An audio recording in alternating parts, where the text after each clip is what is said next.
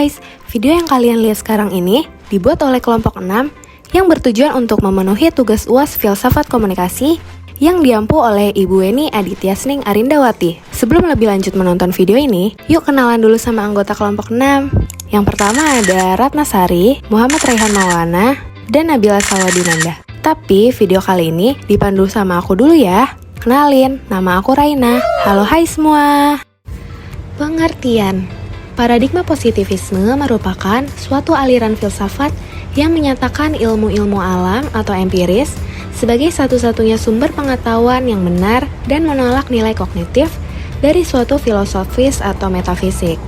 Dapat pula dikatakan positivisme adalah aliran yang berpendirian bahwa filsafat itu hendaknya semata-mata mengenai dan berpangkal pada peristiwa-peristiwa positif yang artinya peristiwa-peristiwa yang dialami oleh manusia.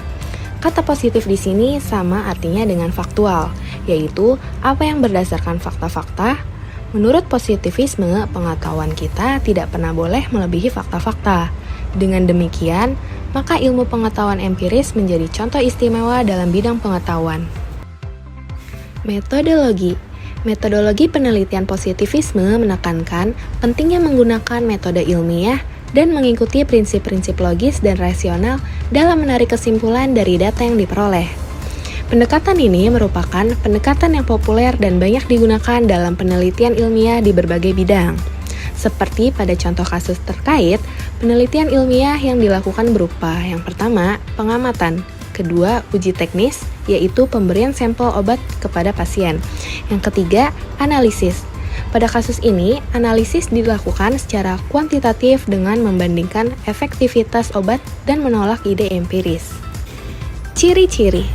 Adapun ciri dari paradigma positivisme yaitu yang pertama, reduksionisme.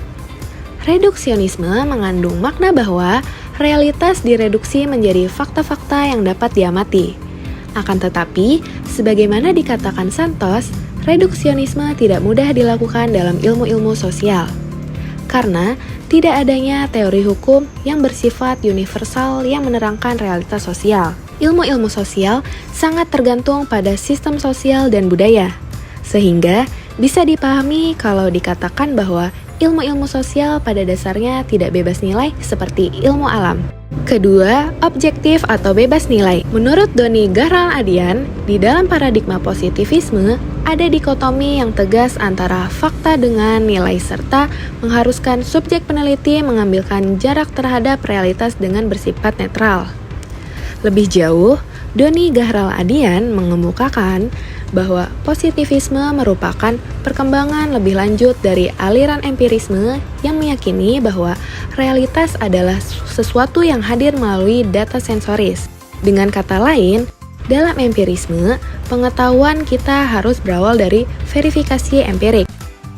Positivisme mengembangkan paham empirik dengan mengatakan bahwa puncak pengetahuan manusia adalah ilmu-ilmu positif atau sains, yaitu ilmu-ilmu yang berangkat dari fakta-fakta yang terverifikasi dan terukur secara ketat. Hal ini sejalan dengan apa yang dikemukakan Santos. Menurut Santos, mazhab positivisme memuat nilai-nilai dasar yang diambil dari tradisi dan asumsi ilmu alam. Asumsi ilmu alam adalah satu-satunya ilmu pengetahuan yang secara universal adalah valid. Selain itu, menurut Comte, untuk menciptakan masyarakat yang adil, diperlukan metode positif yang kepastiannya tidak dapat digugat. Metode positif ini mempunyai 4 ciri, yaitu yang pertama, metode ini diarahkan pada fakta-fakta. Yang kedua, metode ini diarahkan pada perbaikan terus-menerus dari syarat-syarat hidup. Yang ketiga, metode ini berusaha ke arah kepastian. Yang keempat, metode ini berusaha ke arah kecermatan. Selain itu, ciri lain paradigma positivisme ialah bebas nilai, fenomenalisme, nominalisme, reduksionisme, naturalisme, dan mekanisme. Studi kasus. Salah satu contoh kasus yang mungkin dapat menggambarkan pendekatan positivisme adalah penelitian tentang efektivitas suatu obat dalam mengobati suatu penyakit. Dalam penelitian ini, hipotesis awal yang diajukan adalah bahwa obat tersebut efektif dalam mengobati penyakit tersebut. Peneliti kemudian mengumpulkan data melalui pengamatan dan uji klinis yang terkontrol, di mana obat tersebut diberikan kepada sejumlah sampel pasien dan hasilnya dibandingkan dengan kelompok kontrol yang tidak menerima obat tersebut. Data yang diperoleh kemudian dianalisis secara kuantitatif dengan menggunakan statistik inferensial untuk menentukan apakah obat tersebut benar-benar efektif dalam mengobati penyakit tersebut atau tidak. Jika hasil analisis menunjukkan bahwa obat tersebut memang efektif dalam mengobati penyakit tersebut, maka hipotesis awal tersebut dapat diterima sebagai kebenaran. Namun, jika hasil analisis menunjukkan bahwa obat tersebut tidak efektif, maka hipotesis awal tersebut harus ditolak. Dalam kasus ini, pendekatan positivisme terlihat melalui penekanan pada pengamatan dan uji klinis yang terkontrol, serta analisis data secara kuantitatif untuk menguji kebenaran suatu hipotesis. Dalam penelitian ini, yang menggunakan paradigma positivisme, metodologi penelitian yang digunakan biasanya merupakan metode ilmiah yang terdiri dari beberapa tahapan seperti yang pertama, pemilihan masalah penelitian. Tahap ini merupakan tahap awal di mana peneliti menentukan masalah yang akan diteliti, serta mengidentifikasi hipotesis atau asumsi awal yang akan diuji dalam penelitian. Yang kedua, penentuan sampel. Tahap ini merupakan tahap selanjutnya di mana peneliti menentukan sampel yang akan digunakan dalam penelitian. Penentuan sampel harus dilakukan secara cermat agar hasil penelitian dapat dianggap representatif dan dapat diterapkan pada kondisi lain.